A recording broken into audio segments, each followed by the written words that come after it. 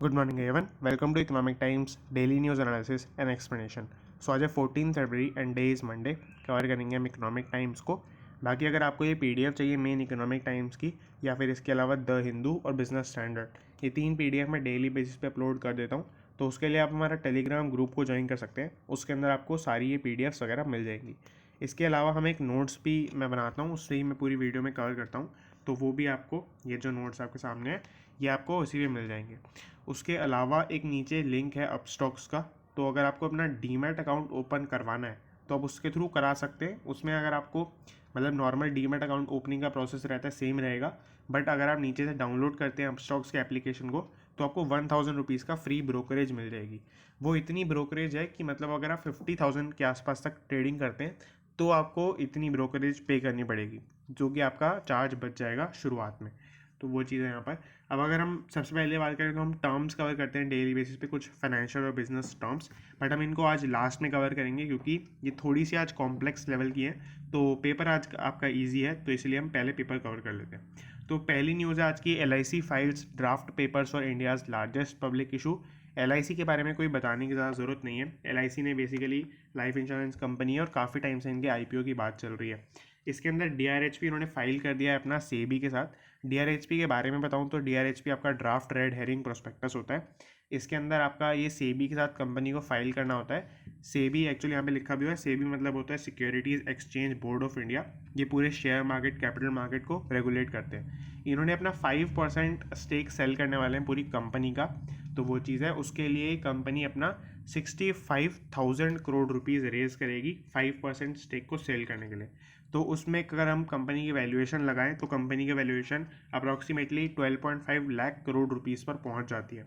तो ये इतनी ज़्यादा आपको लग रहा होगा कि बहुत ही ज़्यादा वैल्यूएशन है, बहुत ही बड़ा IPO भी है। क्योंकि इससे मतलब इससे छोटा IPO अगर था तो वो 18,000 करोड़ के आसपास का था, जो कि पेटीएम का था।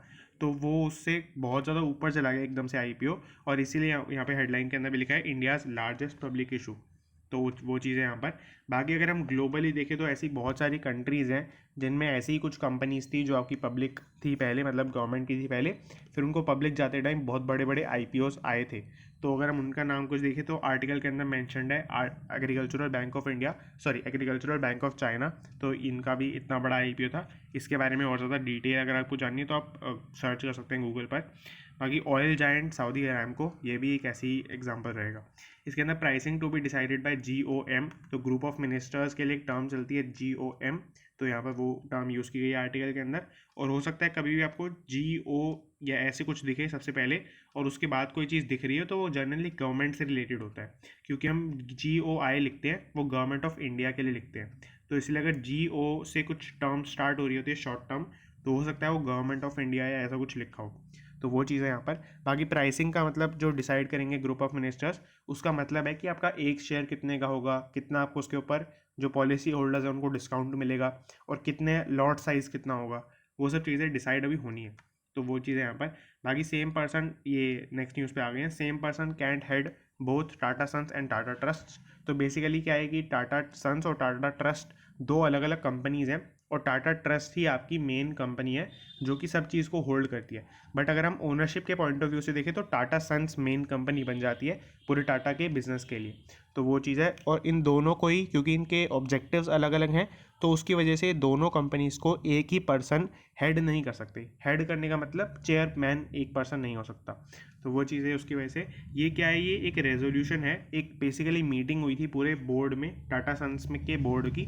तो उसकी वजह से क्या हुआ था, यहाँ पर उन्होंने एक रेजोल्यूशन पास किया था। रेजोल्यूशन के अंदर ये चीज़ यहाँ पर लिखी हुई है। और उन्होंने सेम ही मीटिंग में N चंद्रशेखरन, जिसके बारे में हमने काफ़ी बात की हुई है, जिनके बारे में, तो ये काफ़ी रिस्पेक्टेड पर्सन है और इनका इंटरव्यू बहुत बार आते रहता है ET में। और ये अभी चेयरमैन है टाटा सन्स के। तो उनका जो है, उन्होंने 5 साल का टर्म अपना नया अप्रूव किया है। 5 साल का टर्म मतलब क्या होता है, बहुत सारी बड़ी बड़ी ऑर्गेनाइजेशंस में अगर कोई पर्सन होता है तो वो अपनी रिटायरमेंट के 3 साल पहले तक ही सर्व कर सकता है किसी कंपनी में, या फिर 5 साल पहले, ऐसे कुछ सर्व करने की लिमिट होती है। बट इनकी रिटायरमेंट एज भी हो चुकी है, बट उसके बावजूद भी ये सर्व कर रहे हैं। तो उसके लिए यहाँ पर अलग से मेंशन किया गया कि 5 साल की टर्म और अप्रूव कर दी गई है। यानी कि अगले 5 साल भी N चंद्रशेखरन अभी चेयरमैन रहेंगे कंपनी के। तो वो चीज़ यहाँ पर। टाटा ट्रस्ट क्या है, टाटा ट्रस्ट के बारे में अगर देखें तो यहाँ पर एक ये फिलैंथ्रोपिक बॉडी है फिलैंथ्रोपी का एक वर्ड ऐसे वोकैबुलरी वाला वर्ड भी है, तो अगर आपको नहीं पता, इसका मीनिंग होता है हेल्पिंग दोज इन नीड। तो मतलब ऐसे दान देना है, वो सब देने वाली एक्टिविटीज़ जो होती हैं उसको आप फिलैंथ्रोपिक एक्टिविटीज़ बोलते हैं। आपने कई जैसे बड़ी पर्सनैलिटीज़ को सुना हो, बिल गेट्स, वॉरेन बफे, तो वो कई बार उनके एक्सप्लेनेशन में या फिर उनके इंट्रोडक्शन में एक टर्म यूज़ की जाती है फिलैंथ्रोपिस्ट। तो फिलैंथ्रोपिस्ट का मतलब वो पर्सन जो ज़्यादा डोनेट करता है या फ्रीक्वेंटली डोनेट करता रहता है, तो वो चीज़ है। टाटा ट्रस्ट इसका पूरा टाटा ग्रुप को भी एक मतलब इस पॉइंट ऑफ व्यू से कंट्रोल करते हैं कि जैसे हर ग्रुप की एक परसेंटेज ऑफ अर्निंग जो होती है वो आपकी फिलैंथ्रोपिक एक्टिविटीज़ को जाती है, जो कि इनडायरेक्टली आपके टाटा ट्रस्ट को जाती हैं। फिर ट्रस्ट के जो ट्रस्टीज़ हैं वो अपना स्पेंडिंग कर सकते हैं कहीं पे भी, तो वो चीज़ रहती है। बाकी एक और टर्म थी आर्टिकल के अंदर, सिनर्जी। सिनर्जी का मीनिंग होता है पावर ऑफ वर्किंग टुगेदर, तो ये चीज़ है यहाँ पर। अब यहाँ पर एक छोटा सा मैंने फैक्ट लिख दिया है, हालांकि मैं पॉलिटिकल न्यूज़ कवर नहीं करता हूँ, बट ये बात आपको पता होनी चाहिए। अगर आपको अभी नहीं पता है तो गोवा, यूपी और उत्तराखंड, इन 3 स्टेट्स के अंदर आज इलेक्शंस का डे 2 है, तो ये आपको काफ़ी इंपॉर्टेंट बात है जो पता होनी चाहिए आज के लिए। Profits on a roll, higher cost cut margin, तो ये काफ़ी एक इंपॉर्टेंट न्यूज़ है पूरे इंडियन इंडस्ट्री के सेक्टर के लिए, मैन्युफैक्चरिंग और अदरवाइज दोनों ही सेक्टर्स के लिए। इसमें क्या है कि यहाँ पर क्या होता है कि कुछ सर्वे निकाले जाते हैं जिसमें कुछ कंपनीज़ के, बहुत सारी कंपनीज़ के जो वो रिजल्ट निकालते हैं, जिनको हमने काफ़ी बार डिस्कस किया है वीडियोज़ के अंदर। तो जो अपना रिजल्ट निकालते हैं उसको कंपेयर किया जाता है, कंबाइन किया जाता है बहुत सारी कंपनीज़ के, और उसके बेस पे एक कंक्लूजन निकाला जाता है। तो अगर हम उस कंक्लूजन की बात करें तो यहाँ पर डबल डिजिट ग्रोथ आपको देखने को मिली है वाई ओ वाई में, मतलब ईयर ऑन ईयर अगर हम कंपेयर करें Q3 में। अब ये ईयर ऑन ईयर एक साल का, एक क्वार्टर का कंपैरिजन कैसे हो सकता है, तो बेसिकली जो Q3 था 2021 का, जो कि आपका अक्टूबर नवंबर दिसंबर ऑफ 2021, उसको कंपेयर किया जा रहा है दिसंबर वाला जो क्वार्टर था 2020 का। अब यहाँ पर क्योंकि ये क्वार्टर आपका एंड होता है दिसंबर पे, इसीलिए कभी कभी इसको दिसंबर वाला क्वार्टर या दिसंबर क्वार्टर बोल देते हैं। आर्टिकल के अंदर भी ऐसा मेंशन कई बार किया हुआ है, तो वो चीज़ है। अगर हम इसमें देखें तो डबल डिजिट ग्रोथ रही इस तरह से कंपेयर करने में आपके रेवेन्यू के अंदर और प्रॉफिट्स के अंदर, जो यहाँ पे चीज़ लिखी हुई है। अब इसके अंदर ये रेवेन्यू और प्रॉफिट में क्या डिफरेंस होता है, बहुत ही बेसिक बात है, ये मैंने पहले आपको बताया भी हुआ है। अब रीज़न क्या है इसका, रीज़न मेन है input cost inflation. Input cost inflation का मीनिंग होता है कि जो इनपुट कंपनी को खरीदना पड़ता है उसका दाम बढ़ गया, मतलब जो आपके रॉ मटेरियल होते हैं या फिर कोई कंपनीज होती हैं जो ट्रेडिंग कंपनीज होती हैं, जो माल लेती हैं और बेच देती हैं आगे, या हायर स्टॉक में लेती हैं, थोड़ा थोड़ा करके बेचती रहती हैं, तो उन सब में आपका इनपुट कॉस्ट में इन्फ्लेशन आ गया, यानी कि प्राइसेस बढ़ गए। तो उसकी वजह से होता क्या है कि फॉर एग्जांपल आपको प्राइसेस पहले आते थे 100 रुपीज़ में, और आप जो सेल करते थे वो आप फॉर एग्जांपल 120 रुपीज़ पे करते थे, बट आपको जो 100 रुपीज़ का माल आता था वो फॉर एग्जांपल 110 रुपीज़ हो गया। बट आपका कॉम्पिटिटर जो है उसके पास 100 रुपीज़ का जो माल आपको मिलता था वो उसको मिला हुआ है, बहुत ज़्यादा उसके पास पड़ा हुआ है, तो उसने अभी 100 रुपीज़ का जो आपका सामान था वो भी लेट से 125 में ही बेचता था या 120 में बेचता था, तो वो भी इतने में ही बेच रहा है। तो आप अपना पूरा प्राइस का जो बर्डन है वो आगे शिफ्ट नहीं कर सकते, आप अपना प्रोडक्ट 130 रुपीज़ का नहीं कर सकते, क्योंकि आपके कॉम्पिटिटर के पास 120 रुपीज़ का ही वो अभी मिल रहा है, तो आपका सारा कस्टमर वहाँ पर शिफ्ट हो जाएगा।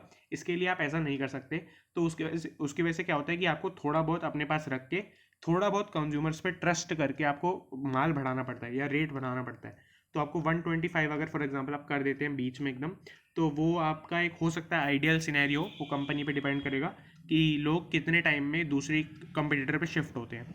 तो उसकी वजह से आपके ऑपरेटिंग प्रॉफिट ऐसा नहीं होता कि बिल्कुल ही ज़ीरो हो जाते हैं, बट हाँ थोड़े गिर ज़रूर जाते हैं। तो वहाँ पर भी ऐसा ही हुआ कि ऑपरेटिंग प्रॉफिट जो कि आपका नॉर्मल सेल से जितना कमाई होती है, प्रॉफिट होता है, वो होता है, तो वो आपका 350 BPS से गिर गया। 350 BPS का मतलब होता है 3.5%। ये मैंने आपको पहले बताया हुआ है। 100 BPS का मतलब होता है 1%, तो 350 BPS अकॉर्डिंगली 3.5% हो गया। अब इस सर्वे में आपका 2509 कंपनीज का सैंपल लिया गया, उसके बेस पे इकोनॉमिक टाइम्स ने ये आपका पूरा सर्वे या कंक्लूजन निकाला है। अब यहाँ पर 2 टर्म्स हैं जो मेंशन की गई आर्टिकल के अंदर। एक्चुअली आर्टिकल के अंदर से मार्ड करके एक टर्म थी, बट इससे बहुत ही एक सिमिलर टर्म है बार्ड, तो इसको भी मैंने यहाँ पे लिख दिया। मार्ड का मीनिंग होता है हार्म करना, किसी को हार्म करना, डैमेज करना, या आप यहाँ पे भी इस कॉन्टेक्स्ट में देख सकते हैं कि जो आपका इनपुट कॉस्ट इन्फ्लेशन था ये मार कर दिया इसने आपका जो ऑपरेटिंग प्रॉफिट था उसको। तो ये चीज़ आप देख सकते हैं। बाकी बार्ड एक टर्म होती है जो बहुत ही रिलेटेड है, और हो सकता है आपको इसमें कभी कन्फ्यूजन हो जाए मार्ड और बार्ड में, इसीलिए मैंने यहाँ पे अलग से लिख दिया है। तो ये आपका इसकी स्पेलिंग बस बी डिफरेंस होता है, और इसका मीनिंग होता है बैन कर देना किसी चीज़ को, ब्लॉक कर देना, क्लोज इट विद अ बार, ये इसका मीनिंग होता है। जैसे आप अगर आपको एग्जाम्पल तो बहुत ही रिसेंट एग्जांपल में आप कह सकते हैं कि इंडियन गवर्नमेंट में बार क्रिप्टो करेंसी, तो पहले जब ये चल रहा था कि क्रिप्टो करेंसी बैन हो सकती है, तो तब के टाइम पे स्टेटमेंट आपकी काम कर सकती थी। तो वो चीज़ है।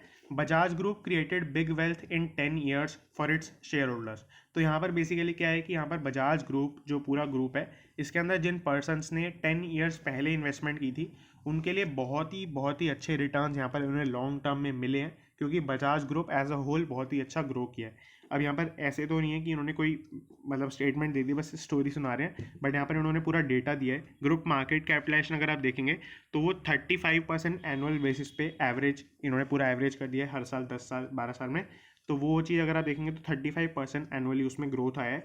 2010 के अंदर पूरे ग्रुप की मार्केट कैपिटलाइजेशन 1100 करोड़ रुपीज़ पर थी, जो कि आज की डेट में 4.23 लाख करोड़ रुपीज़ पर है। तो आप अगर इसको कैलकुलेट भी करते हैं तो यही अप्रोक्सीमेटली आता है। तो वो चीज़ है यहाँ पर। अब इस पूरे ग्रुप के अंदर जो सबसे बड़ी बड़ी कंपनीज़ हैं वो आर्टिकल के अंदर मेंशन थी, तो मैंने यहाँ पर लिख दी है। Bajaj finance, Bajaj holding and investment, Bajaj Finserv and Bajaj auto. ये मेन है कुछ कंपनीज जो बजाज ग्रुप पूरे ग्रुप के अंदर है। तो ये हो गया। अब यहाँ पर एक्सपोर्ट्स अगर आप देखेंगे पूरे रेवेन्यू के अंदर, तो वो पूरे रेवेन्यू का 47% शेयर रखते हैं फाइनेंशियल ईयर 2021 की अगर हम बात करेंगे। और फाइनेंशियल ईयर 10 के अंदर, फाइनेंशियल ईयर 10 मतलब 2009 के अंदर ये फिगर 28% पर थी। तो ऑब्वियसली बात है, ये ऐसा ज़रूरी नहीं है कि किसी कंपनी के लिए एक्सपोर्ट्स बढ़ना बहुत ही पॉजिटिव बात है, बट क्या होता है कि डेवलपिंग कंट्रीज़ के लिए एक्सपोर्ट्स बढ़ना बहुत ही अच्छी बात होती है, क्योंकि उनको जितना फॉरेन रिलेशन उनके बढ़िया रहेंगे और फॉरेन में जितनी करेंसी उनको मिलेगी, फॉरेन एक्सचेंज मिलेगा, तो वो बेटर रहता है। तो वो चीज़ हुई यहाँ पर। क्योंकि क्या होता है, इसके पीछे एक और बड़ा लॉजिक है जो मैं आपको हो सकता है यहाँ पर आपको थोड़ा समझ में ना आए, कन्फ्यूज़ हो जाओ, बट फिर मैं आपको बता देता हूँ। अगर कंपनी डोमेस्टिक सेल्स करती है, जिसका एक ऑल्टरनेटिव एक तरीके से एक्सपोर्ट करना, अगर कंपनी एक्सपोर्ट डोमेस्टिक सेल्स करती है तो कंपनी को जो मनी मिलती है वो रुपी टर्म्स में मिलती है। और रुपी टर्म्स में अगर इंडिया में ही आप रह रहे हो तो उसकी वैल्यू कम ही होगी, क्योंकि कंपनी इन्फ्लेशन होता है, तो इन्फ्लेशन की वजह से रुपी की वैल्यू कम हो जाती है। अब ऐसा तो नहीं है कि कंपनी मतलब इंडिया में डिफ्लेशन आ जाएगा, इतना बुरा यहाँ पर स्टांस अभी नहीं चल रहा है, तो बहुत ही टाइम से डिफ्लेशन नहीं आया है, तो वो हम अज्यूम कर लेते हैं कि रुपये की वैल्यू कम ही होगी फ्यूचर के अंदर। तो वो चीज़ है। बट अगर कंपनी एक्सपोर्ट करती है तो कंपनी के पास डॉलर्स या कोई भी दूसरी करेंसी आती है, तो दूसरी करेंसी की वैल्यू एप्रिशिएट करती है इन रुपी टर्म्स, मतलब रुपी के कंपैरिजन में उसकी वैल्यू बढ़ती है। तो वो जो गेन होता है, जो इसके होने से यहाँ पर गेन हुआ और इसके ना होने से जो लॉस होता था वो नहीं हुआ, तो ये दो टाइप के गेन होते हैं यहाँ पर। तो ये काफ़ी डिटेल्ड स्टडी है, इनके ऊपर निकाला जाता है कि इनका कितना प्रपोर्शन हमें रखना चाहिए अपने एक्सपोर्ट्स का और इन सब का। तो ये चीज़ यहाँ पर देखी जाती है। अब यहाँ पे आगे चले तो India at 2047 plans to be ready this week. तो बेसिकली क्या है, मैं आपको पहले थोड़ा एक बेसिक लॉजिक दे देता हूँ। तो लॉजिक के लिए यहाँ पर क्या है, 2047 के अंदर 100 ईयर्स हो जाएंगे हमारी इंडिपेंडेंस को, जो कि ऑब्वियसली बात है बहुत ही एक स्पेशल फिगर हो जाएगी। इस साल भी 75 ईयर्स हो गए हैं, तो वो भी काफ़ी अच्छी बात है। मतलब हो सकता है कुछ गवर्नमेंट नए प्लान्स रोल आउट करे जब 75 ईयर्स मतलब 15 अगस्त के आसपास का टाइम चल रहा होगा इस साल। तो वो चीज़ है। बाकी अब क्या है कि इसी, क्योंकि यहाँ पर 100 ईयर्स होने वाले हैं, एक स्पेशल ओकेजन है इंडियन इकोनॉमी के लिए, तो यहाँ पर वो सेक्रेटरीज जो है, सेक्रेटरी मतलब क्या होता है, ये क्या होता है, ब्यूरोक्रेसी के अंदर सबसे बड़ी टर्म जो होती है, सबसे बड़ा पोस्ट होता है, वो सेक्रेटरी का पोस्ट होता है। इसके ऊपर IAS वाईएएस ऑफिसर्स जाते हैं। तो ये आपके हर मिनिस्ट्री के अंदर बने होते हैं। जैसे आज की डेट में फाइनेंस सेक्रेटरी है, रेलवे सेक्रेटरी है, बहुत सारी 100+ सेक्रेटरीज टोटल इंडिया के अंदर चल रही हैं। तो वो क्या है, उनकी ये पूरी एक इंडस्ट्री का, पूरी मिनिस्ट्री का ये प्लान बना के लाएंगे कि 2047 में क्या उनका विजन स्टेटमेंट है, यानी कि अब आने वाले 25 सालों के लिए वो कैसे काम करेंगे कि 2047 पे वो एक अच्छा मार्क अपनी इंडस्ट्री में, रेवोल्यूशनरी मार्क क्रिएट कर सके। तो उस चीज़ के प्लान्स वो यहाँ पर प्रेजेंट करेंगे इस वीक।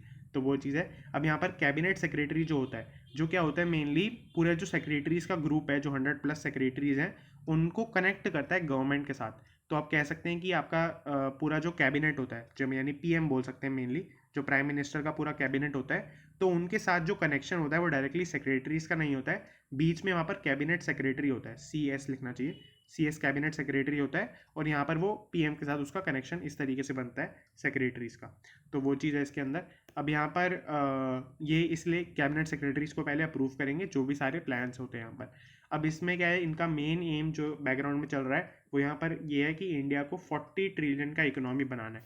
पहले इंडिया का गोल यही था कि यहाँ पर 3 ट्रिलियन इकोनॉमी बनना है, तो वो मोरलेस अचीव होता हुआ दिख रहा है इस साल में। जब कैलकुलेशन आएंगी वो सब आएगा तो हो सकता है कि ये गोल ऑब्वियसली बढ़ाएंगे और 40 ईयर्स मतलब 2047 में इसको 40 ट्रिलियन पे कर दिया इन्होंने। अब आगे चलेंगे, यहाँ पर Blackstone buys ASK plans to tap global ties into global to grow Indian company.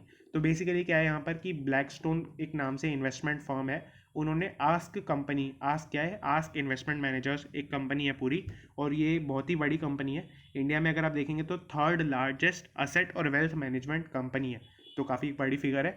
तो उसमें क्या है कि इन्होंने जो ब्लैकस्टोन है इसको अक्वायर कर लिया है पूरा, 71% स्टेक उसके अंदर खरीद लिया है। और उसके साथ मतलब क्योंकि क्या है कि स्टेक उन्होंने खरीदा है तो ऑब्वियसली बात है सेल साइड से भी कोई होगा जिसने कंपनी में पहले से ओनरशिप ले रखी होगी, जिसने इस कंपनी को बेची होगी ओनरशिप। तो वो कौन थी, वो यहाँ पर एक पीई फर्म है जिसका नाम यहाँ पर डिस्क्लोज अभी नहीं किया गया है, तो वो है पीई फर्म। और एक है एसेट कोटिचा, ये क्या है, ये आपके एक को फाउंडर है आपके आस कंपनी के। तो उन्होंने अपना स्टेक बेचा है और उन दोनों का मिलाकर 71% स्टेक कंपनी का ब्लैकस्टोन ने खरीद लिया है। और वो मतलब क्या है कि असित कोतीचा का जो इन्होंने चीज़ की है, यानी कि अपना खुद का स्टार्टअप इन्होंने छोड़ दिया एक तरीके से, उसको एक काफ़ी एक प्रोफेशनल टर्म है एग्जिट करना जो बोलते हैं, यानी कि उन्होंने खुद का स्टार्टअप एग्जिट कर लिया है। तो वो चीज़ है यहाँ पर। अभी मैंने ऐसे स्पेशल टर्म या इसी ये सब क्यों बोला, क्योंकि क्या है कि शार्क टैंक इंडिया भी काफ़ी पॉपुलर हो रहा है, तो अगर आप कोई देखते हैं तो कई बार वो पूछ लेते हैं कि आपका एग्जिट प्लान क्या है अपने इस बिज़नेस के अंदर से, तो वो चीज़ हो जाती है कभी कभी, इसलिए मैंने बोल दिया। अब आगे चले तो लास्ट न्यूज़ है की छोटी सी न्यूज़ है, टी सप्लाई चेन करके कंपनी है, टी के पूरे आर्म के अंदर ही आती है, इन्होंने भी अपना आईपीओ निकालने का प्लानिंग कर लिया, इन्होंने भी अपने पेपर्स को फाइल कर दिया एलआईसी की तरह, और इनका आईपीओ 5000 करोड़ रुपीज़ का होने वाला है। इसमें आपका 2000 करोड़ रुपीज़ का फ्रेश इशू है, और बाकी क्या है, बाकी है आपका ओएफएस मतलब होता है ऑफर फॉर सेल, जो कंपनी में एग्जिस्टिंग इन्वेस्टर्स हैं वो अपना स्टेक यहाँ पर बेच रहे होंगे, तो वो चीज़ है इसके अंदर। बाकी यहाँ पर इसका मेन यूज़ जो बताया जा रहा है वो ये है रीपे करना अपने ओल्ड डेट को। तो यहाँ पर उन्होंने पुराना जो डेट ले रखा है, लोन्स ले रखे हैं, उनको ये रीपे कर रहे होंगे इस नए पैसे से जो आईपीओ से वो रेस करेंगे। अब यहाँ पर टर्म्स को हम कवर कर लेते हैं, और अगर आपको ये चीज़ फॉर्मेट अच्छा लगता है कि हम टर्म्स को लास्ट में ही कवर करते हैं तो ये चीज़ भी आप बता सकते हैं वीडियो के कमेंट्स में। अब यहाँ पे आगे चलेंगे तो कैरिड इंटरेस्ट में पहला आपका टर्म निकल के आता है, सॉरी फॉर दैट। अब इसके अंदर क्या है, कैरिड इंटरेस्ट का मीनिंग होता है, इसके लिए आपको थोड़ी पार्टनरशिप का स्ट्रक्चर समझना पड़ेगा। पार्टनरशिप में क्या होता है कि पार्टनरशिप के अंदर दो तरीके के पार्टनर्स होते हैं मेनली आपके, मतलब बहुत सारे पार्टनर्स होते हैं, बहुत सारे टाइप्स के पार्टनर्स होते हैं, बट यहाँ पे जो हम बात करेंगे उसमें दो तरीके के काम आएंगे। तो पहला आपका होता है जनरल पार्टनर्स, सेकंड होता है आपका लिमिटेड पार्टनर्स। अब लिमिटेड पार्टनर्स में क्या होता है कि उनकी लायबिलिटी लिमिटेड होती है, यानी कि अगर मान लो कि कल को पूरा पार्टनरशिप का दिवाला उठ जाता है तो उनको अपने घर के असेट्स नहीं बेचने पड़ेंगे, या थोड़ा फनी करने के लिए कहते हैं घर के बर्तन नहीं बेचने पड़ेंगे, तो वो चीज़ है। जनरल पार्टनर्स क्या है, उनकी लायबिलिटी अनलिमिटेड होती है, उनको अपना घर का असेट बेचने पड़ेंगे, सब कुछ बेचना पड़ेगा जब तक आपका पूरा वो हो नहीं जाता, कंप्लीट नहीं हो जाता जितना लोन का रीपेमेंट है, तो तब तक उनको करना पड़ेगा, उसके लिए वो जनरल पार्टनर्स होते हैं। और आप समझ सकते हैं कि क्योंकि वो इतना रिस्क ले रहे हैं अपने पार्टनरशिप बिजनेस के अंदर, तो वो उसके बदले में प्रॉफिट भी ज़्यादा लेते हैं, तो ये होता है। अब यहाँ पर होता क्या है, प्रॉफिट एक्चुअली में जनरल पार्टनर्स ज़्यादा नहीं लेते हैं, प्रॉफिट लिमिटेड पार्टनर्स को कम दिया जाता है। तो वो अगर आप कंपैरिजन करेंगे या दूसरे पॉइंट ऑफ व्यू से देखेंगे तो एक ही बात हो जाती है, बट हाँ एक इसमें डिफरेंस रहता है। तो जो भी एक्चुअली में प्रॉफिट बनता है, मान लेते हैं उसको एक्स जो दोनों को मिलने वाला है, जनरल पार्टनर्स को और लिमिटेड पार्टनर्स को। अब जो लिमिटेड पार्टनर्स को मिलने वाला है उस एक्स में से जो चीज़ कम करी जाती है इस रिस्क की वजह से, तो उसको बोलते हैं कैरीड इंटरेस्ट। तो एक्स में से एक मान लेते हैं वाई डिडक्ट हो जाएगा, जो कि बहुत ही कम अमाउंट होगा, बट हाँ होगा, तो एक्स माइनस वाई जो आपका बनेगा वो आपके लिमिटेड पार्टनर्स को दिया जाएगा। तो ये आपका कैरीड इंटरेस्ट का कॉन्सेप्ट होता है। ये इसीलिए होता है ताकि आपके लिमिटेड पार्टनर्स को थोड़ा मतलब इस चीज़ का एक कॉस्ट आ जाए, जो उनको फ्री में ये राइट मिल रहा है कि उनको कुछ पे नहीं करना पड़ता, इस चीज़ के लिए उनको पैसा देना पड़े एक मतलब अदर पॉइंट ऑफ व्यू। तो ये है कि उनको डायरेक्ट पेमेंट नहीं करनी पड़ रही इस बात के लिए, बट हाँ इनडायरेक्ट पेमेंट हो जाती है क्योंकि उनको कम ही इनकम मिल रही है यहाँ से। तो ये चीज़ है। कार्टेल में क्या होता है, कार्टेल जो सेकंड टर्म है आज की तो उसका मीनिंग होता है एक केस ऑफ ऑलिगोपॉली। ऑलिगोपॉली में अभी नहीं एक्सप्लेन कर देता हूँ, तो ये थोड़ा सा और कॉम्प्लेक्स हो जाएगा नहीं तो ऑलिगोपॉली का मतलब यहाँ पे हम क्या बोलते हैं, अभी के लिए हम बोल लेते हैं एक ग्रुप ऑफ बायर्स होता है, एक ग्रुप ऑफ प्रोड्यूसर्स या बायर्स होता है जो आपका कार्टेल बनाता है। इसमें कैसे होता है कि फॉर एग्जाम्पल जैसे वेजिटेबल मार्केट होता है, तो ये बहुत ही अच्छा एग्जांपल है। वेजिटेबल मार्केट में आपके फॉर एग्जांपल आलू बेच रहे हैं बहुत सारे लोग, तो वो हो सकता है पास पास खड़े हों, और हो सकता है फ्यूचर में, जैसे आपने देखा होगा कि सब्जियों का रेट क्या होता है as a time goes on, और उनका बिकता रहता है सामान, तो वो कम करते जाते हैं। तो होता क्या है, ओलिगोपोली मार्केट के अंदर ऐसा बहुत ज़्यादा रहता है कि जो आपके प्रोड्यूसर्स होते हैं वो मिल के काम करते हैं। यानी कि हो सकता है आलू जो सब लोग बेच रहे हैं, क्योंकि पूरे आपके एक तरीके से कॉलोनी को या फिर एक डिस्ट्रिक्ट को वहीं से ही आलू खरीदने हैं, तो हो सकता है वो सभी अपने प्राइसेस को बढ़ा दें। तो ये आपका एक कार्टेल का फंक्शन होता है कि वो अपने पूरे प्राइसेस को, पूरे अपनी प्रोडक्शन को कंट्रोल कर सकते हैं। हो सकता है कि वो आलू की शॉर्टेज दिखा दें, यानी कि वो 2 दिन मान लेते हैं बाजार ही ना लगाएं, तो लोगों को लगेगा आलू ख़त्म हो गया, उनको मिलेंगे नहीं कहीं पे आलू। फिर वो तीसरे दिन से आलू को बहुत ज़्यादा प्राइसेस बढ़ा के बेचने लग जाएँ, ताकि लोगों को लगे कि आलू की आपकी प्राइसिंग या सप्लाई शॉर्टेज हो गई है। तो वो चीज़ है यहाँ पर, ये कार्टेल का मेन फंक्शन होता है, और ऑब्वियसली बात है ये अच्छी प्रैक्टिस नहीं होती है पूरे मार्केट के अंदर। कैश फ्लो राइट्स आज की तीसरी टर्म है। कैश फ्लो राइट्स का बेसिकली मीनिंग, ये आज के टाइम पे ज़्यादा रेलेवेंट बिल्कुल भी नहीं है। इसके अंदर होता क्या था, पहले आपके कुछ ऐसे शेयर्स बिकते थे कुछ कंपनीज़ के, जो कि आपको ज़्यादा रिटर्न्स वैसे देते थे, यानी कि आपका शेयर प्राइस बढ़ता रहता था ज़्यादा, बट आपको जो डिविडेंड मिलता है शेयर के ऊपर, डिविडेंड क्या होता है, डिविडेंड पहले एक बार पॉइंट लेके मैं बता देता हूँ। तो डिविडेंड का मीनिंग होता है पार्ट ऑफ प्रॉफिट जो कंपनी अपने शेयर होल्डर्स में डिस्ट्रीब्यूट कर देती है।